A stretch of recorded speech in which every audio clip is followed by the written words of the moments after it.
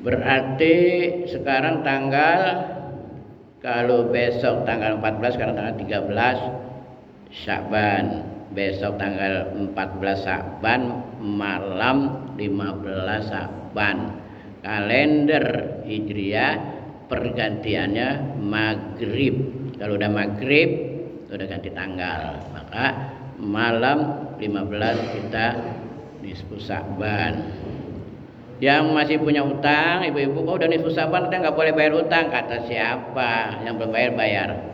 Yang punya 1 hari, 2 hari dibayar dari sekarang, Senin Kemis, atau yang sesanggupnya kita kapan. Ya, Ramadan setiap tahun datang, setahun sekali. Tapi kenapa setiap menjelang Ramadan para ustadz atau ustazah menyampaikan penyambutan terhadap bulan Ramadan, baik acara khusus tarawih Ramadan maupun khotib Jumat maupun ceramah-ceramah lain, itu pasti ya yang disampaikan masalah Ramadan. Jadi ayatnya sudah kita hafal, walaupun kita tidak hafal, kalau orang sebut, orang baca, ustadz baca, kita tahu.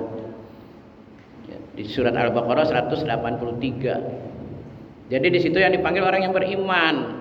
Nah, kalau kita merasa beriman, dipanggil sama Allah, itu satu kehormatan. Nah, Allah yang manggil. Kita lagi ngumpul nih, rame-rame, udah acara taklim. Yang bagaimana ibu ustazahnya atau ustazah kenal nama kita, disebut nama kita, ya kan? Apa teman kita, apa dulu tangga kita, atau disebut nama kita. Perasaan kita bangga banget, ya kan? Nah, ini orang beriman dipanggil sama Allah. Ya ayyuhalladzina amanu, hai orang beriman. Nah, kita orang beriman nih, nengok. Aduh, Allah panggil kita ya. Masya Allah, Allah begitu hormat kepada kita. Kutiba alaikumusiyam. Kalau ngaku beriman, diwajibkan atas kalian berpuasa. Bukan kita saja umat Nabi Muhammad yang disuruh puasa, ya kan? Umat-umat sebelumnya juga puasa, cuma beda syariatnya. Kama kutiba alal ladzina min qablikum. Jadi Allah bilang seperti kami menyuruh, memerintahkan, mewajibkan puasa pada orang-orang sebelum kalian. Biar apa kita nih disuruh puasa? La'allakum tattaqun. Biar kita nyadar, biar kita takwa. Takwa apa? Pada saat bulan Ramadan Allah perintah, kita kerjain. Allah larang, kita tinggalkan. Selesai Ramadan sama. Yang Allah sudah perintah kita kerjakan di luar Ramadan, walaupun jumlahnya tidak sebanyak pada saat kita bulan Ramadan. Ya, contohnya baca Quran, tilawah. Di Ramadan kita hampir tiap hari. Kayak saya, kalau bulan Ramadan itu minimal 3 kali juz, 3 kali hatam, 3 kali juz. Pernah sampai 4, masih sehat lagi itu 4. Tapi di luar Ramadan sebulan sekali. Tetap masih sekali sebulan. Tetap tiap hari baca. Sudah saya sampaikan. Saya itu baca Qur'annya setiap hari. Ba'da subuh enggak? Ba'da subuh ada wirid lain. Ba'da sholat duha. Kalau Senin Kemis puasa, ba'da zuhur saya baca. Karena enggak makan siang. Tapi kalau selain Senin Kemis karena makan enggak baca. Ba'da sholat asar dan ba'da sholat isya atau mau tidur, itu nggak nyampe sebulan khatam tiap hari. Nah, apalagi bulan Ramadan, tingkatkan keimanan kita, takwa kita dengan berpuasa.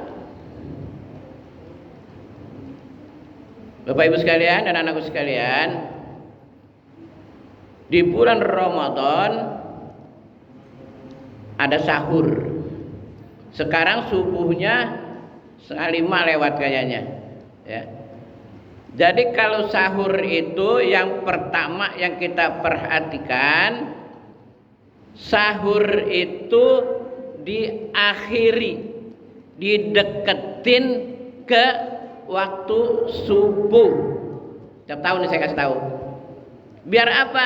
Biar jam sekian pagi siang masih kenyang, masih terasa. Kalau jam 2, jam 3 udah sahur, setelah itu tidur, subuh bangun, sholat subuh atau kesiangan, udah keburu lapar.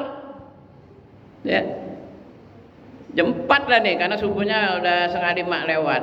Kalau enggak ya 3:30. Biar ada waktu.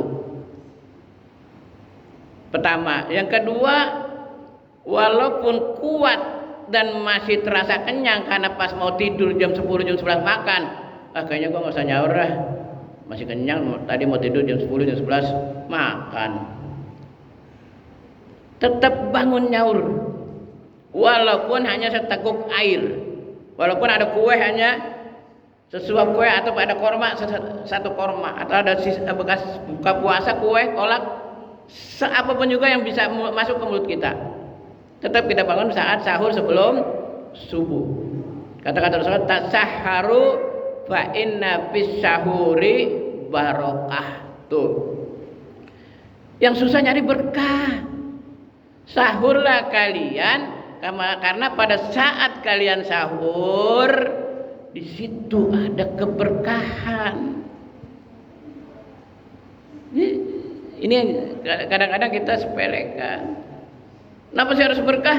Coba dalam kehidupan sehari-hari kita, hampir semua doa, banyak doa kita minta berkah.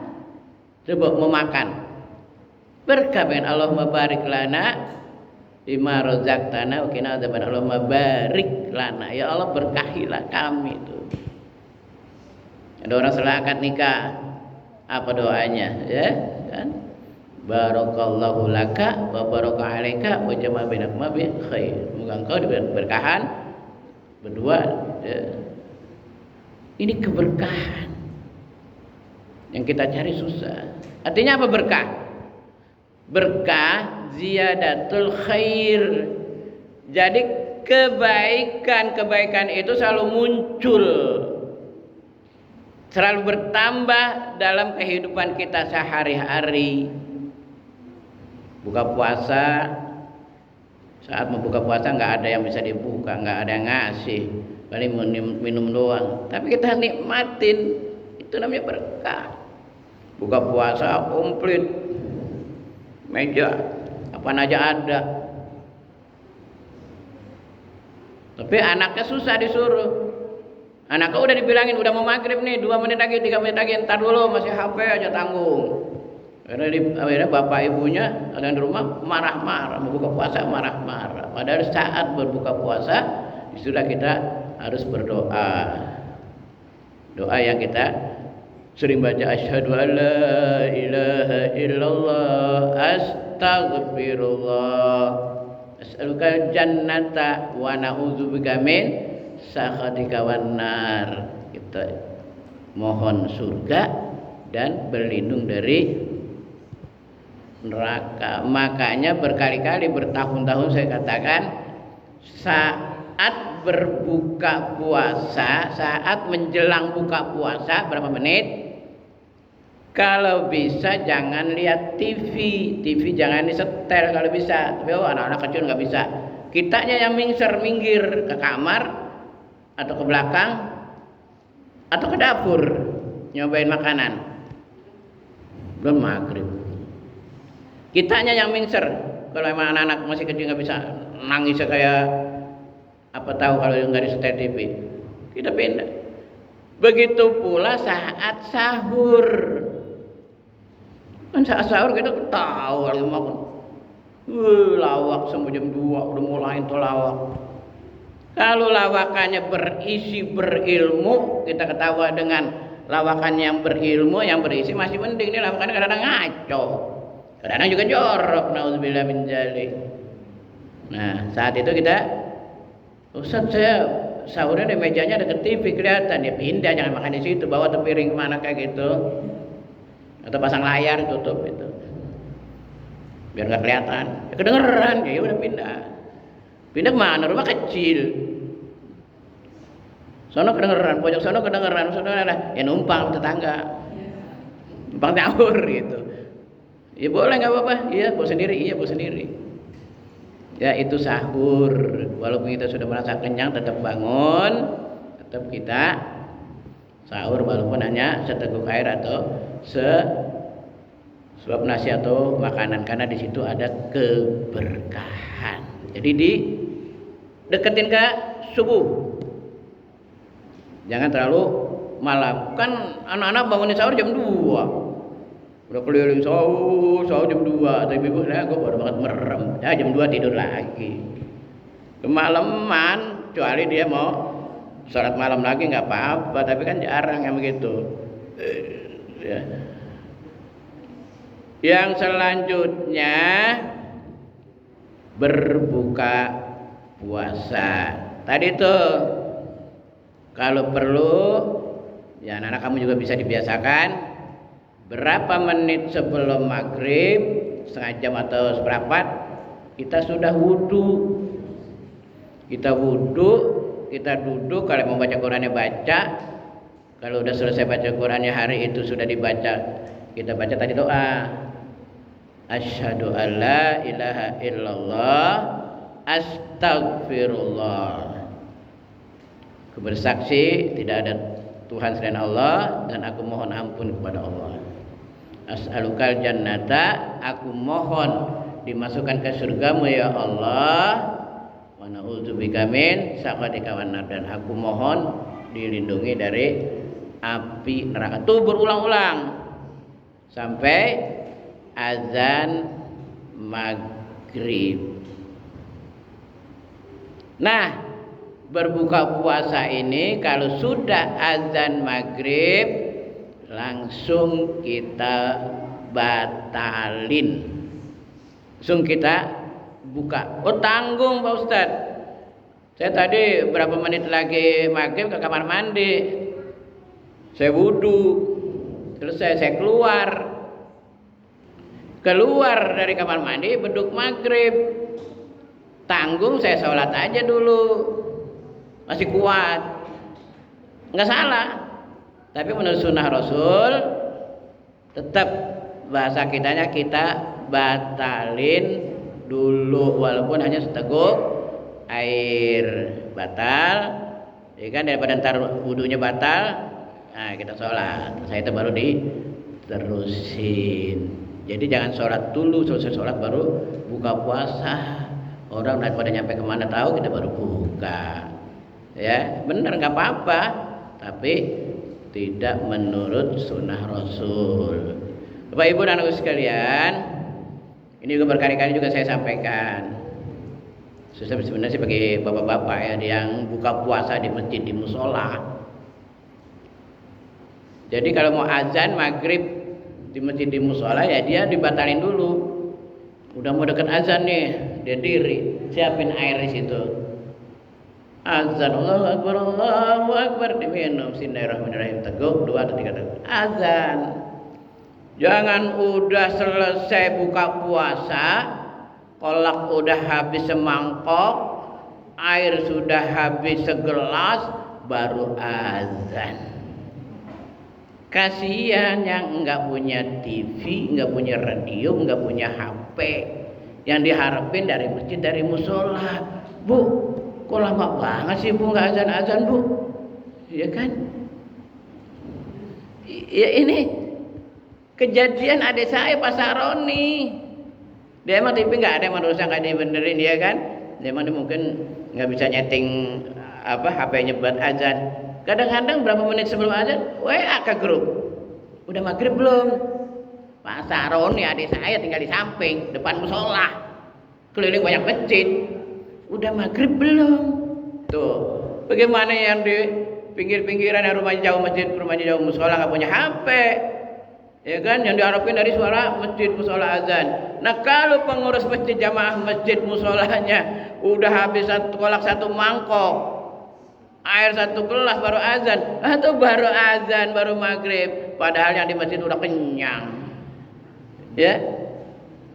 Itu ya, nih buat jamaah masjid musola. Azan batalin dulu azan. Selesai azan baru ikutin buka bareng-bareng sama yang lain.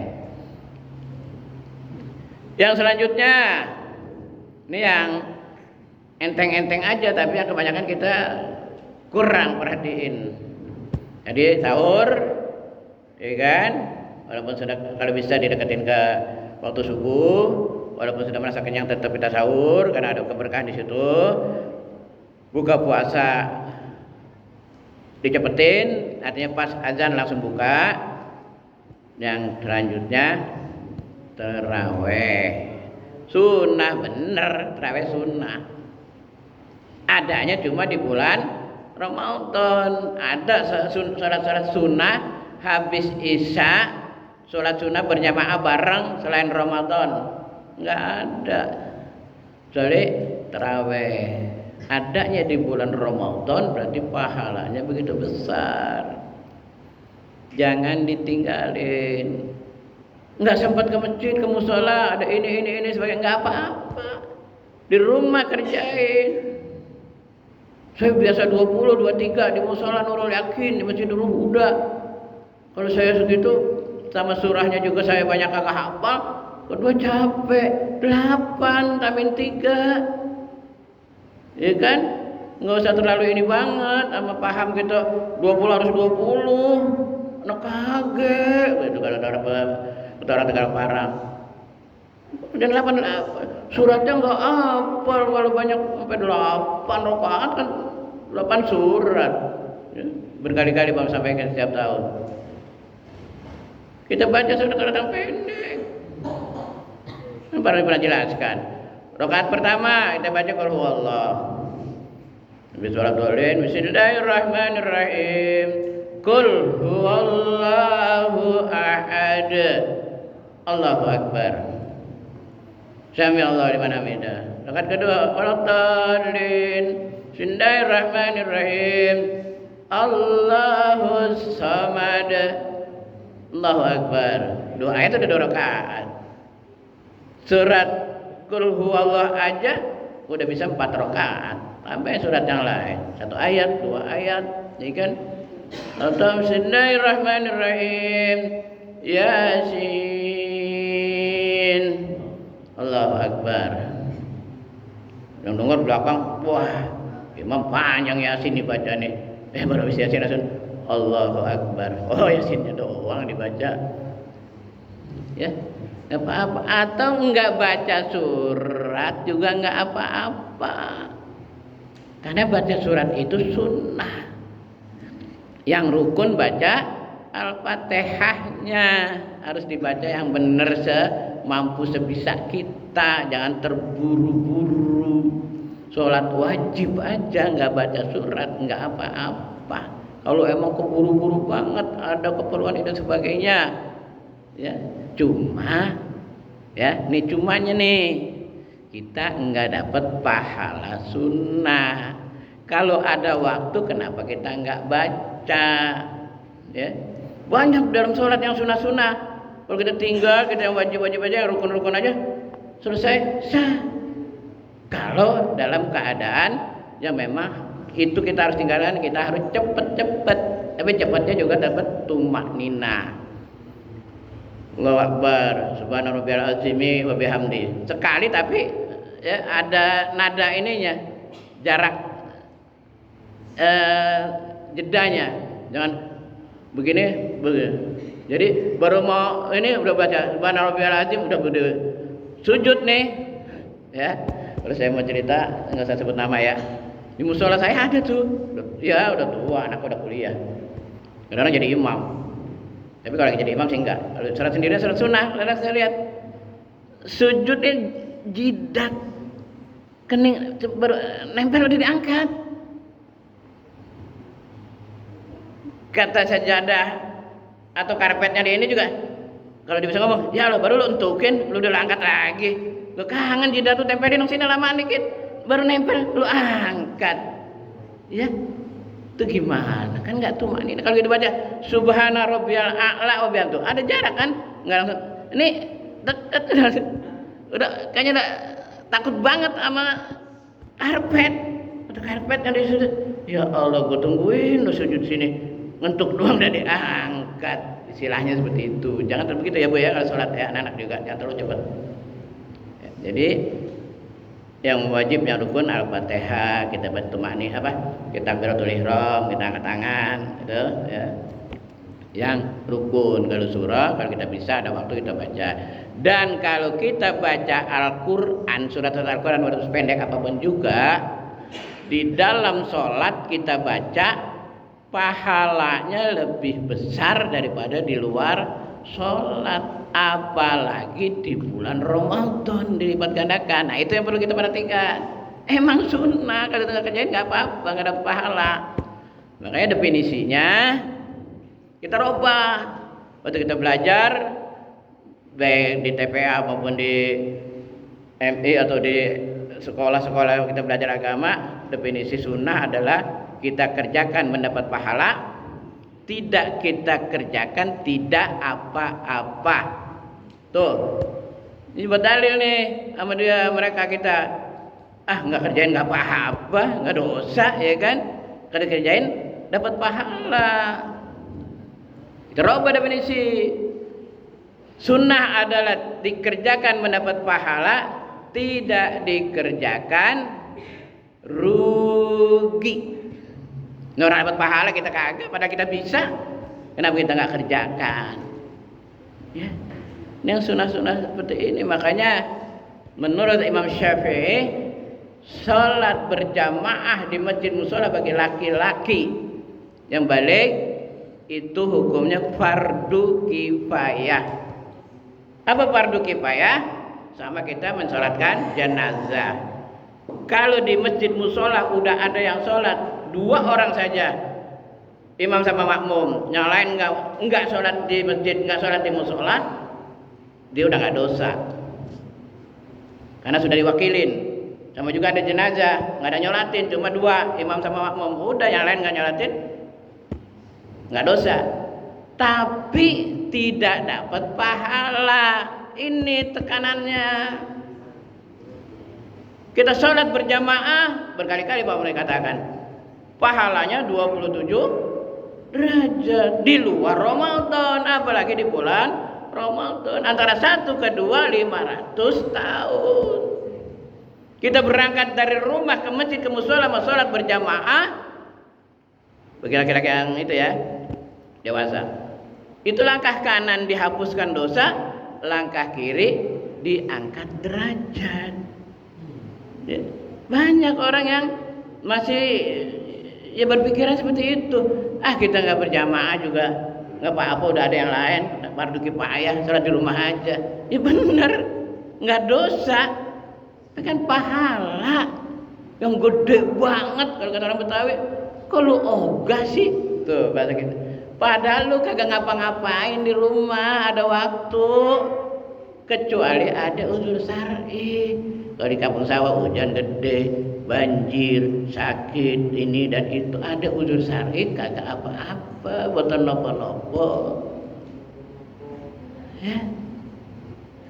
Ini kan kebanyakan seperti itu di kalangan kita kebanyakan. Kalau saya tuh udah nggak bisa begitu, udah pokoknya lagi bisa berjamaah 5 waktu, masjid mushola, hujan nggak begitu gede bawa payung, banjir nggak begitu gede jalan berangkat ke mushola. Alhamdulillah, pokoknya dalam sebulan paling nggak berjamaah ya paling 1-2 kali aja di sholat-sholat tertentu. Alhamdulillah selama sebulan setahun itu berjamaah terus. Kenapa sih kita harus mencari pahala yang besar yang gede khususnya di bulan Ramadan? Karena semakin besar pahala kita, itu Allah akan redho sama kita.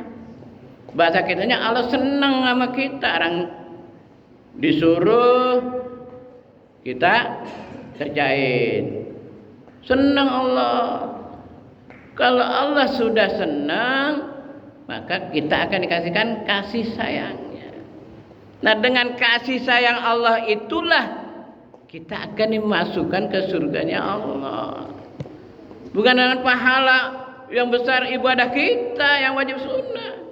Karena ingin kita merayu Allah dengan pahala banyak, Allah redho. Dengan Allah redho maka Allah kasih sayangnya berikan kepada kita. Dengan kasih sayang Allah itulah kita dimasukkan ke surga. Ada seorang ahli ibadah abid. Abid itu udah ahli ibadah, orang laki. Wah, ibadah umurnya panjang. Emang zaman dulu umurnya panjang. Wah, puluhan tahun bahkan mungkin 100 tahun ibadahnya pokoknya rajin. Karena dia kalau bahasa sekarang punya buat makan sehari-harinya udah ada kontrakannya, udah ada kos-kosannya banyak, udah tinggal sholat, ibadah, baca Quran banyak, udah pokoknya setiap hari ibadah selama 100 tahun kurang lebih. Dalam kisah hadis tersebut diceritakan dia meninggal. Ada kata Allah, "Hei malaikat, masukkan orang ini ke surgaku karena kasih sayangku." Protes si abidnya, "Ya Allah, ini saya bukan kurang ajar ya Allah ya, mohon maaf. Puasa saya, sholat saya, ibadah saya selama saya hidup ratus tahun itu ibadah aja. Kayaknya udah banyak banget pahala saya ya Allah. Setiap bulan Ramadan mungkin saya udah dapat pahala Lailatul Qadar. Puasa sunnah ini, puasa sunnah ini. Saya juga umroh, saya haji, sholat di Masjidil Haram satu kali kita pahalanya 100.000 rakaat. Ya Allah, pahala saya udah banyak banget, masukin saya ke surgamu ya Allah dengan pahala saya ya Allah." Protes dia. Kata Allah, malaikat, ambil timbangan emas ya, yang kiri kanan begitu.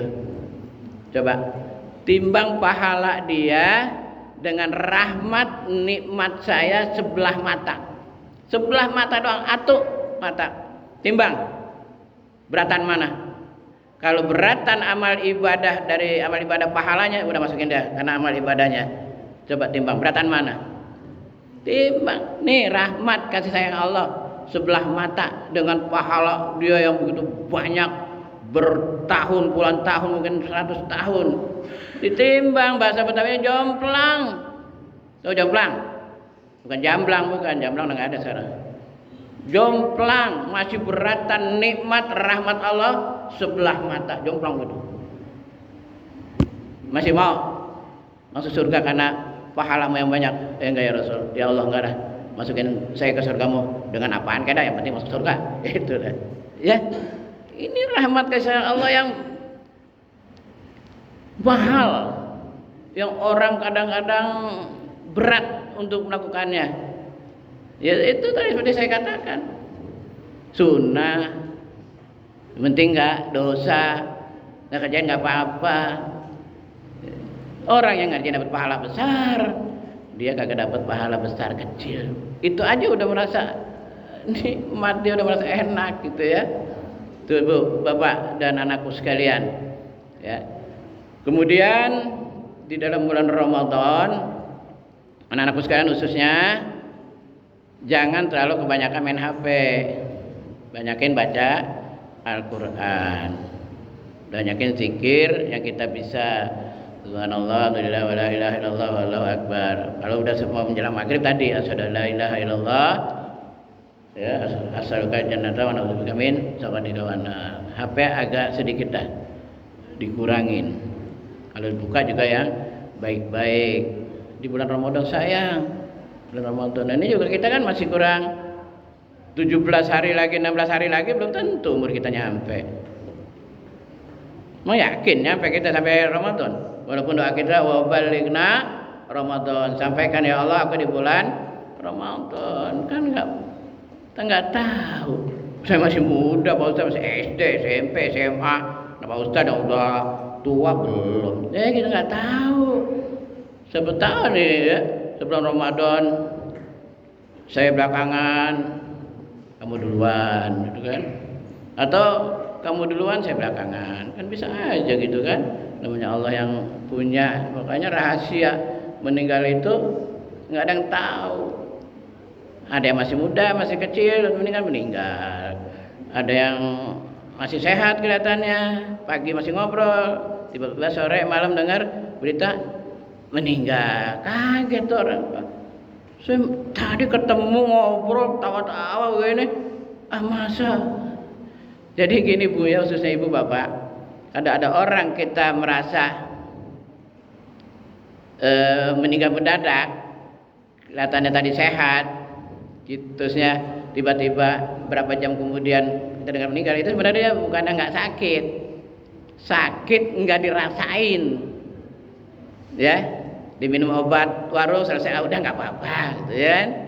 Periksa, kan tak ketahuan malah jadi pikiran, ya jangan dipikirin, Pak, darahnya tekan, ya, darahnya sekian Pak, pikiran jangan dipikirin, makan aja tapi dikurangin gitu, Pak, tensinya udah sekian Pak, tinggi ini Pak, 200 Pak, kurangin, jadi kita tahu bisa ngerem. Ya ada aja Bang Boy itu, nih lu umur udah 60, 61 sekarang, ke itu kan apa di taman tuh ada tiap bulan periksa tuh gratis walaupun nggak dapat obat. Entah ketahuan jadi pikiran. Di kelurahan juga pindahan dari puskesmas, ada Selasa sama di Rebo. Nah saya jalanin tuh semua, obat saya minum terus. Jadi kalau sudah diperiksa, udah tahu penyakitnya, nah kita bisa kurangin. Maka itu seperti almarhum Bang Iwan Gang Haji Tabah dekat Cingmai, lagi mau beli bensin, kan dia jual bensin eceran habis asar. Di tengah jalan dia merasa pusing, rubuh motornya, ya, jalan jatuh, rubuh, pingsan. Ada yang ngurusin, karena itu di Bangka sekian, bawa ke puskesmas Jalan Bank situ dekat. Berapa gulanya? 800 lebih. Karena nggak pernah periksa, nggak pernah. Ini merasa sehat aja, karena 800, gitu ada 250 udah tinggi, ya. Jadi bukannya nggak sakit, bukan mendadak, sama juga almarhum Cing Jita, Allah yarham. Ini kan juga mendadak kalau dengar-dengar. Sholat Jumat masih di sini. Anda pulang duluan, dada sakit, nggak bisa ngitung duit, bantuin. Pulang. Kita singkat sampai maghrib jadi imam di musola sampai kelurahan. Isya masih terasa sakit. Puskesmas Blok O. Kata dokter jaganya, nggak apa-apa Pak, udah pulang aja Pak. Pulang. Udah lebih 1 jam dari pulang puskesmas, meninggal. Umur kita nggak tahu. Cerita-cerita dari teman katanya, ya kan, kolesterolnya tinggi. Jadi orang kita tuh khususnya ya, khususnya Betawi, minum manisnya doyan banget. Periksa Allah, natu gula, minum manis banget. Kayak almarhum Po Alipe, ya, yang Haji Tabah juga. Begitu ada pemeriksaan gratis, Pok berapa gulanya Pok? Wah tinggi sekian. Minum manisnya sehari berapa kali Pok? Kagak kehitung. Lah kalau kagak kehitung tiap haus manis. Kalau masih kehitung bisa juga pagi sekali, jam sekian sekali, siang sekali, sore sekali, malam sekali. 5 kali masih mending kehitung. Kagak kehitung minum manisnya sehari. Nah gula kayak apa akhirnya? Ya umur semua Allah, sakit juga semua Allah. Tapi kan kita sebagai yang punya diri, ya kita harus, apalagi sekarang, zaman sekarang semua udah, ya kalau gula pasir sekarang aja udah, kalau sebagian besar dokter, mungkin hampir semua dokter dah kata jangan makan lagi gula pasir, cerai talak 3 sama gula pasir. Tuh ada dokter, hampir semua dokter bilang jangan lagi minum pakai gula pasir, gula putih itu racun. Nah saya sejak kena gejala stroke ringan sampai sekarang saya gula putih enggak sama sekali. Tapi kalau makanan yang pakai gula putih saya makan karena nggak kelihatan gulanya. Es jumbo di samping rumah udah berapa tahun tuh nggak pernah beli, sekalipun juga dikasih pernah pertama nggak saya minum cuma berapa teguk, kasih cucu, kasih orang rumah. Alhamdulillah. Jadi dari diri kita juga, ya, penyakit Allah yang kasih, Allah yang sembuhin, tapi diri kita juga harus rawat, jaga, pantangannya diikutin. Ya walaupun nggak 100%, yang penting kita bisa jaga.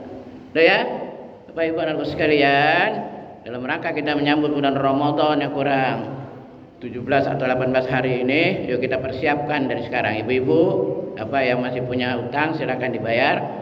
Walaupun nanti selesai nisfu Sa'ban masih bisa dibayar, kalau bisa usahakan jangan sampai masuk Ramadan belum bayar. Al-Quran baca, salat tarawih dikerjakan, walaupun di rumah kita tetap kerjakan, dan tetap nanti santunan bulan Syawal bagi yang khatam Al-Quran akan dapat bonus dari Pak Amroni. Ya, silakan bacanya pas tanggal 1 Ramadan. Jangan yang kemarin udah 23 27 juz, Ramadan tinggal 3 juz diterusin, Pak Ustaz saya udah khatam. Enggak. Bacanya 1 Ramadan. Baik habis maghrib pas sebelum kita tarawih atau kita pulang tarawih, itu kan masuk 1 Ramadan, boleh udah kita baca, atau pagi selesai subuh dan sebagainya. Yang sekolah ya kan di HP ada ditandain, bukan yang punya HP baca terus ya hatam. Biasanya bertahun-tahun itu yang banyak hatam anak perempuan, anak cewek. Anak laki kemarin 1 atau 2 orang, anak perempuan banyak, sekitar 5 atau berapa orang. Coba anak laki ayo berlomba-lomba untuk kita hatam Al-Quran. Kita mohon pada Allah, semoga Allah berikan kekuatan kesehatan kepada kita semua, pada keluarga besar kita semuanya, berikan kesehatan, panjang umur, dan kita sampai pada bulan Ramadan yang memang pahala yang begitu besar, yang begitu berkah, yang memang ditunggu-tunggu oleh para orang-orang yang beriman, khususnya para sahabat, untuk kita melaksanakan ibadah di bulan Ramadan semaksimal mungkin, agar jangan kita menyesal nanti selesai Ramadan kita belum hatam Quran, belum ini dan belum itu, banyak yang kita tinggalkan. Semoga Allah berikan pada kita kemampuan untuk bisa melaksanakan itu semua. Al-Fatihah.